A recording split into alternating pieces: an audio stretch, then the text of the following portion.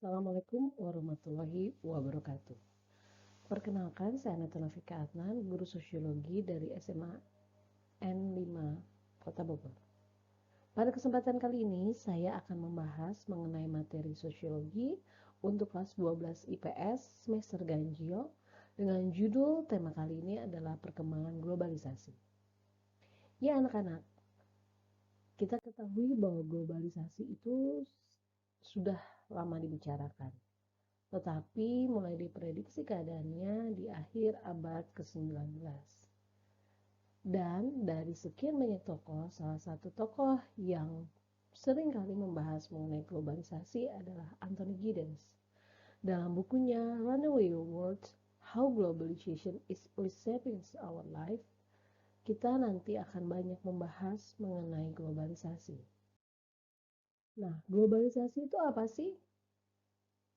Anthony Giddens salah satunya menjelaskan bahwa globalisasi adalah intensifikasi hubungan sosial dunia di mana kejadian di suatu negara akan saling berpengaruh terhadap negara lainnya. Jadi, globalisasi itu menuntut suatu negara untuk membuka diri terhadap perkembangan dunia, terutama perkembangan ekonomi agar dapat saling bersaing dan saling melengkapi. Kita didorong masuk ke dalam tatanan global yang sebenarnya kita seringkali tidak memahami sepenuhnya, tetapi dampaknya kita rasakan semuanya. Nah, apakah kalian pernah merasakan demikian? Coba berpikir sejenak. Apa sih yang sudah kalian alami mengenai globalisasi dan dampaknya apa pada kalian? Ya, betul sekali. Penemuan-penemuan teknologi salah satunya adalah teknologi komunikasi seperti handphone itu sangat mempengaruhi kehidupan kita. Secara dampak positifnya kita dapat dengan mudah berkomunikasi dengan kerabat, orang lain yang tinggalnya berjauhan dengan kita. Sekarang kita merasakan jarak tidak menjadi sebuah masalah. Kita bisa dengan mudah menghubungi kapanpun.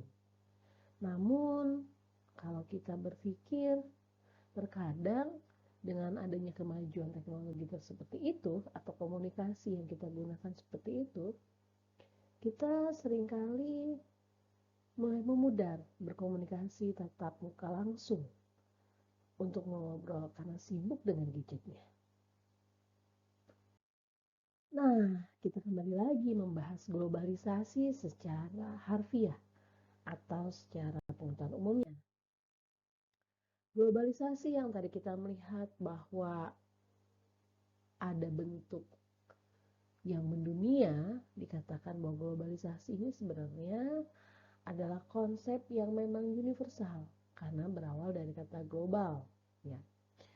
Dan pada dasarnya dalam perkembangannya itu belum memiliki definisi yang mapan kecuali sekadar definisi kerja atau working definition. Sehingga tergantung dari sisi mana orang melihatnya. Mungkin bagi yang sudah memahami lebih jauh, globalisasi sudah konsep yang mapan. Tapi bagi melihat perkembangannya, globalisasi adalah masih dalam konteks proses yang terus terjadi. Ya, kurang lebih globalisasi dimaknai seperti ini ya. Ada pertukaran di antara belahan dunia ini, baik pertukaran ide, pertukaran modal. Nah, seperti ini adanya kerjasama dari negara yang memiliki ide-ide, tapi mereka tidak memiliki modal. Atau negara yang memiliki pekerja, tetapi mereka tidak punya uang untuk membayar pekerjanya. Nah, maka terjadilah sebuah investasi dari negara yang maju kepada negara yang berkembang. Nah, sebelum kita membahas lebih jauh, ternyata globalisasi tanpa disadari sudah ada. Bahkan kita sudah mulai mengenal pelan-pelan itu ketika munculnya perdagangan di sekitar tahun 1000 sampai 1500 Masehi. Nah, dengar jalur sutra kan? Nah, kurang lebih ceritanya bisa berawal dari jalur sutra tersebut. Lalu ada dominasi perdagangan kaum muslim di Asia Afrika. Kemudian ada eksplorasi dunia secara besar-besaran oleh Inggris, Spanyol, Belanda, Portugis, disertai oleh revolusi industri dan kolonialisasi. Nah, secara tidak langsung itu adalah awal-awal terjadi globalisasi. Berakhirnya perang dingin dan runtuhnya komunisme. Kemudian kapitalisme yang juga mulai merajalela. Sikap batas sekat batas antar negara yang semakin kabur sehingga akhirnya terjadilah globalisasi. Ketika berbicara globalisasi, kita tidak bisa dapat memungkiri bahwa terdapat ideologi dominan yang membahas mengenai globalisasi, yaitu kapitalisme. Nah, salah satunya disampaikan oleh Karl Polanyi bahwa ideologi dominan dalam membahas globalisasi yakni kapitalisme.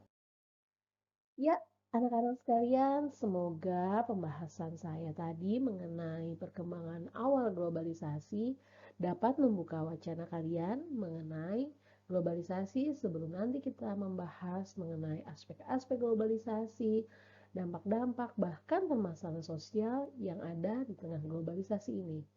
Terima kasih atas perhatiannya. Sampai jumpa pada pembelajaran berikutnya. Wassalamualaikum warahmatullahi wabarakatuh.